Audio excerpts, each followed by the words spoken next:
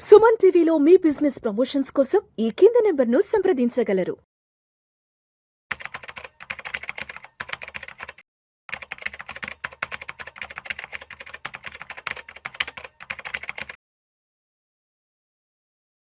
Suman TV ప్రేక్షకులకు స్వాగతం. నేను doctor Anil Kumar Bachchu, certified financial planner. ఇవాళ మార్కెట్స్ 23 జనవరి రోజు ఎలా ఉన్నాయో తెలుసుకుందాము. మార్కెట్స్ యాక్చువల్లీ ఏమైంది, నిన్న కొంచెం పాజిటివ్గా క్లోజ్ అయ్యాయి.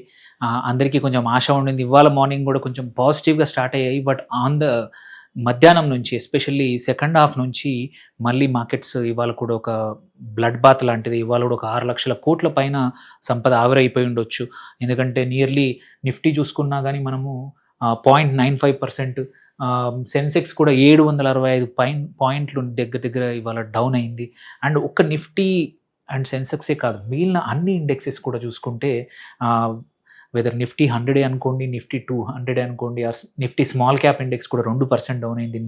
స్మాల్ క్యాప్స్లో బ్లడ్ బాత్ అనేది కంటిన్యూ అవుతానే ఉంది. నిన్న ఒక్కరోజే కొంచెం తేడా ఉంది, హ్యాపీగా అనుకున్నాం. కానీ ఇవాళ కూడా కారణాలు తెలుసుకుందాం. ఇవాళ కూడా డౌన్ ఉంది.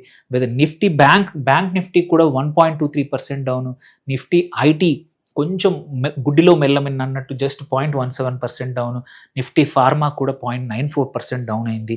అండ్ ఆన్ ద హోల్ తీసుకున్నా, సో ఇవాళ కీ స్టాక్స్ చూసుకున్నా సరే మనకు గెయినర్స్ చాలా కొన్నే ఉన్నాయి. ఇవాళ పొద్దున 5-6% గెయిన్ అయిన స్టాక్స్ కూడా సాయంత్రానికి అంత బాగా పర్ఫామ్ చేయలేదు.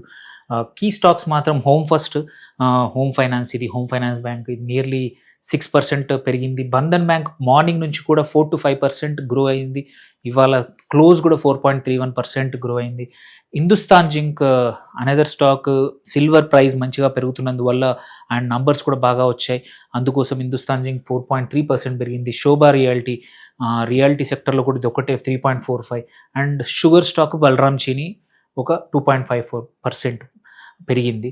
అండ్ టాప్ లూజర్స్ తీసుకుంటే మాత్రం అదానీ గ్రీన్ 13% డౌన్ అయింది. And at the same time Adani group అన్నిటికి కూడా, అదానీ ఎంటర్ప్రైజెస్ కూడా 10.7%, అదానీ ఎనర్జీ సొల్యూషన్స్ అది కూడా -10%. అదానికి ఇవాళ టఫ్ టైం ఉండింది ఇవాళ Adani group స్టాక్స్కి.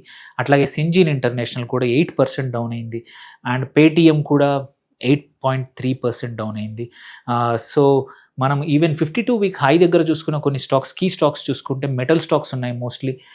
Sale, steel authority of India కానీ, టాటా స్టీల్ కానీ, జిందాల్ స్టీల్ కానీ, అపోలో ఏపీఎల్ కానీ, అండ్ అశోక్ లేలాండ్ కానీ, నేషనల్ అల్యూమినియం. సో ఇవన్నీ కూడా 52 వీక్ హై దగ్గర ఉన్నాయి. అండ్ ఇంపార్టెంట్ థింగ్, ఎందుకు కారణాలు వెతికితే ఇవాళ మనం కారణాలు చూసుకుంటే ఎందుకు మార్కెట్ ఇంత పడిపోయింది అంటే మాత్రం ఫస్ట్ థింగ్, పర్సిస్టెంట్గా పొలిటికల్గా ప్రెషర్స్ అయితే తగ్గలేదు. నిన్న అనుకున్నారు ఏది గ్రీన్లాండ్ మీద ఒక అగ్రిమెంట్ అయిందని, బట్ యాక్చువల్లీ క్లారిటీ లేదు. అది only oral agreement between NATO chief Trump మధ్యలో అయిందే తప్ప గ్రీన్లాండ్ ప్రెసిడెంట్ కానీ తన ప్రైమ్ మినిస్టర్ హిమ్సెల్ఫ్ సైడ్ నాకేం తెలియదు ఈ విషయం గురించి అంటే. సో ఇంకా క్లారిటీ లేకపోవడం వల్ల అదొకటి. Second, persistent cell of by FIIs ఇవాళ కూడా ఈ మంత్లో ఆల్రెడీ 23 రోజుల్లో నియర్లీ 37,000 కోట్ల worth of stocks equity net సెల్లర్గా ఎఫ్ఐఐస్ ఉన్నారు. సో ఎఫ్ఐఐ సెల్ ఆఫ్ అనేది ఇంకా కంటిన్యూ అవుతుంది. డొమెస్టిక్ ఎంత కొన్నా మనం కాపాడలేకపోతున్నాం. Only we are able to hold 25,000 తప్పించి నిఫ్టీలో. బియాండ్ ముందుకెళ్ళాలంటే ఎఫ్ఐఐ సెల్లింగ్ వల్ల ప్రెషర్తో కిందికి వస్తూ ఉంది. And second most important thing ఇవాళ జరిగింది ఏంటంటే, ఎందుకు మిడ్ మధ్యలో రోజులో అంటే రూపీ US డాలర్కి అగేనెస్ట్గా 92 రూపాయల మార్క్ టచ్ అయింది. ఆ సైకలాజికల్గా ఆల్రెడీ నిన్న లాస్ట్ 2 days నుంచి 91 దాటింది. ఇవాళ 92 దాటే వరకు కొంచెం ప్రెషర్ పెరిగింది. అండ్ సో దీనివల్ల కూడా ఈ ఇయర్ ఆల్రెడీ నియర్లీ 2%, 23 రోజుల్లో ఆల్రెడీ రూపీ 2% డిక్లైన్ అయింది. లాస్ట్ ఇయర్ 5% డిక్లైన్ అయింది. ఈ ఇయర్ ఆల్రెడీ 23 daysలో 2% డిక్లైన్ అయింది. దానివల్ల కూడా మార్కెట్ సెంటిమెంట్ అనేది కొంచెం డిస్టర్బ్ అయింది ఇవాళ. అండ్ ఇంకొక ఇంపార్టెంట్ థింగ్ ఏంటంటే, బడ్జెట్ కన్నా ముందు కొంచెం భయం. గవర్నమెంట్ ఏం చేస్తుందో తెలియదు, ఏ పాలసీలు చేంజ్ చేస్తుందో.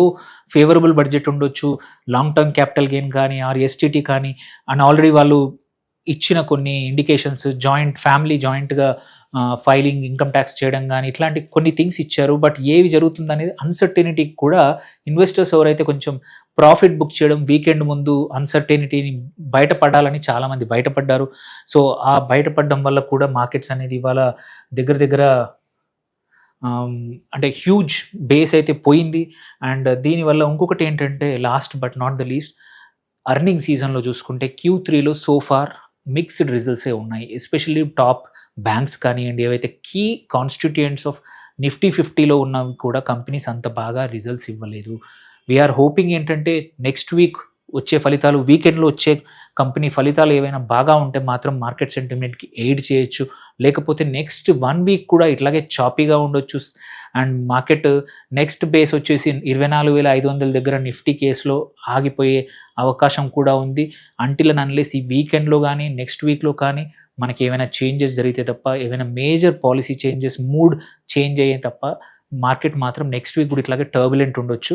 సో ఈ వీకెండ్ అందరూ ఇన్వెస్టర్స్ చేయాల్సింది ఏంటంటే కొంచెం కేర్ఫుల్గా మీ పోర్ట్ఫోలియో చూసుకోండి. అండ్ బడ్జెట్ కన్నా ముందు are you aligned with key industries కానీ కీ స్టాక్స్ ఉన్నాయా లేదా చూసుకోండి.